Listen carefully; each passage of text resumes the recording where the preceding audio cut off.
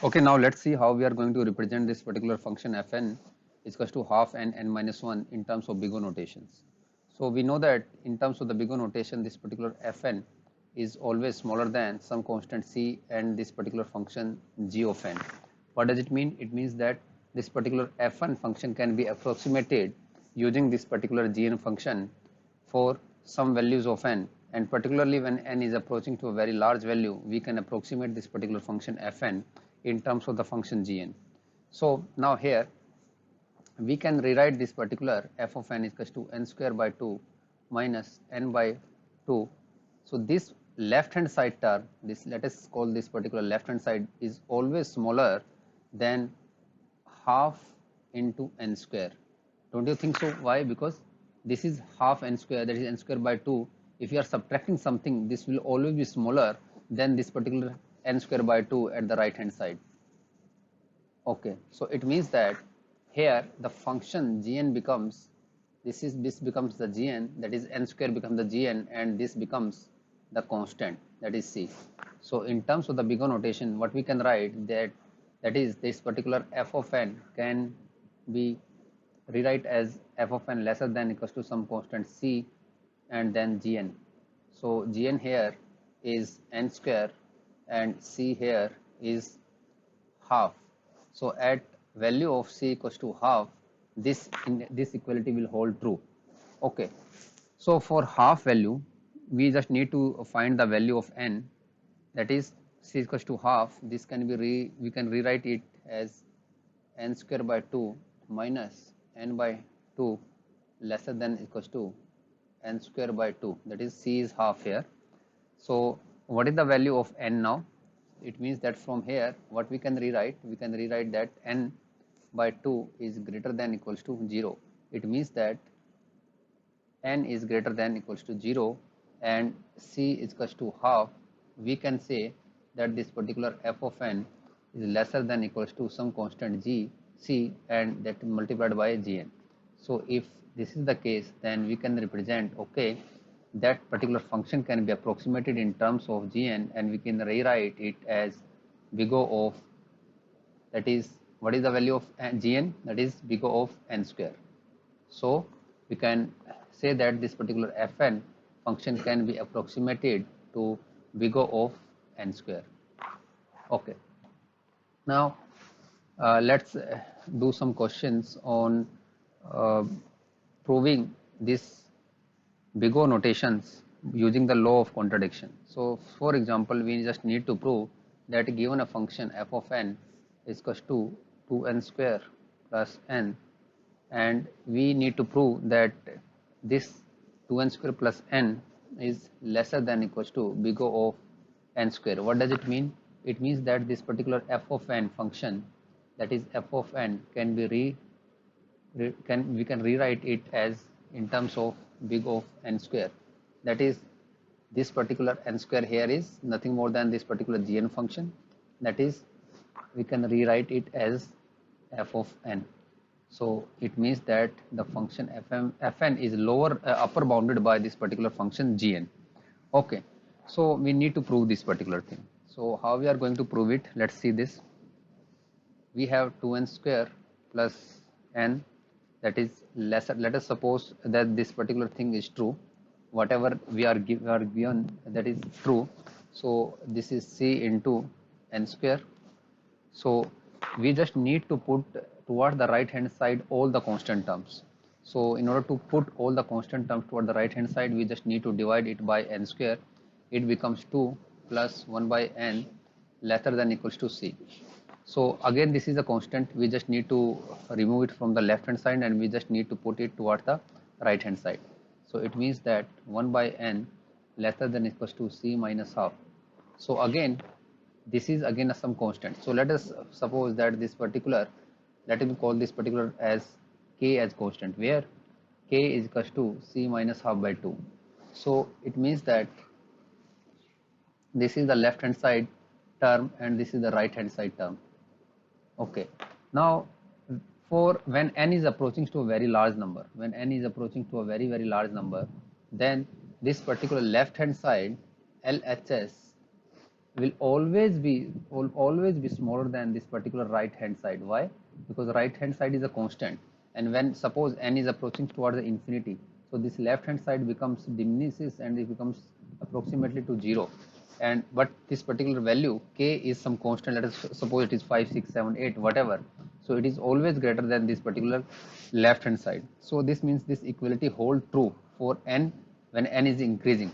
So it means that if this equality hold true, then whatever we are given, that is 2n square plus n, this equality is true. This equality is true. So this is how we have proved that this particular 2n square plus n f1 function can be approximated or can be approximated towards 2 square, that is some constant c and n square. So we can write it in terms of bigger notation as on square. So this is how we have proved this particular f of function using law of contradiction.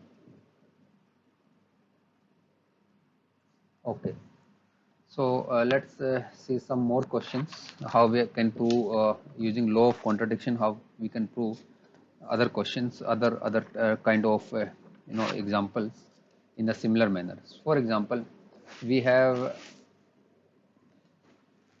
2n plus 7. So I just need to prove it that this complexity of this particular function is not equals to big O of 1. So this is f of n, this is not equals to O of n. This is what we have to prove. So in order to prove that, let's do in reverse manner, that is the law of contradiction. So what we will do, let us suppose this particular f of n is lesser than equals to some constant c and g of n, where g of n is here O of 1. So indirectly what we are saying that this particular 2n plus 7 is lesser than what is c.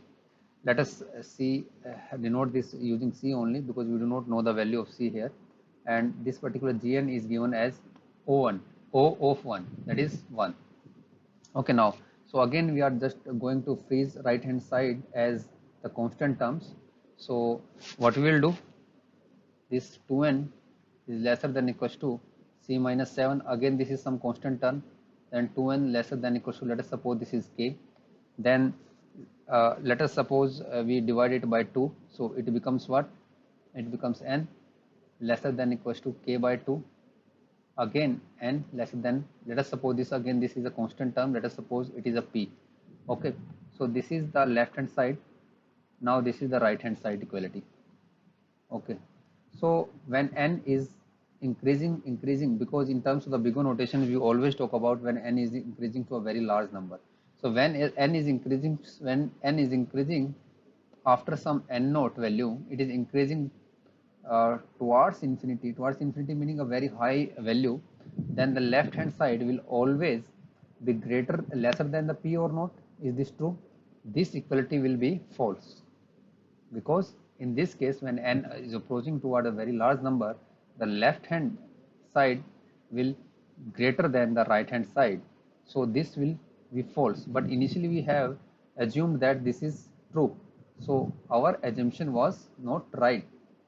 Okay, our assumption was not right. It means that whatever given in the question, we have taken its reverse assumption. So it means that we have proved that this particular f of n is not equals to big O of n, because here in the solution we have taken that this particular f of n is equals to this particular g of n, that is O of n. But here we have proved that whatever assumption we have taken, it is false. So it means that whatever given in this particular, whatever we have assumed, this is our assumption, right? This is our assumption and it is wrong. It means that this particular thing is true.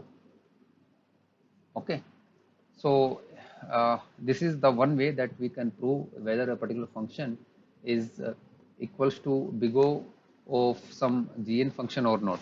In another way, if we just want to prove that this particular 2n plus 1 is this particular function is equals to big O of n or not.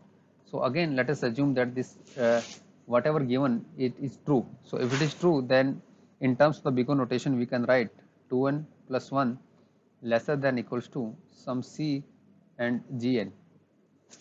So this is 2n plus 1 lesser than equals to c. What is gn here? This is n. So let's put all the constant toward the right hand side. So what we will do, we are going to divide it by n. So this become 2 plus 1 by n lesser than equals to c. It become 1 by n lesser than equals to c minus 2. Let us suppose this is some constant k, 1 upon n is equals to k. So when n is approaching to very large number, so it means that this particular left hand side and this is the right hand side, when n is approaching to very large number, this particular left hand side will be lesser, will always be lesser than this particular constant term. This constant term may be 5 6 7 8, any constant we have. So this, it means that this particular equality will hold true in this case. So whatever we have assumed, it is true when n is approaching to infinity. It means that our initial assumption is true. It means that this particular f of n can be approximated, or can be, we can rewrite it as big of n. So this is true. Okay, so this is how, using the law of contradiction, we can find the complexity of a particular function, and we can show it in terms of the big O notations.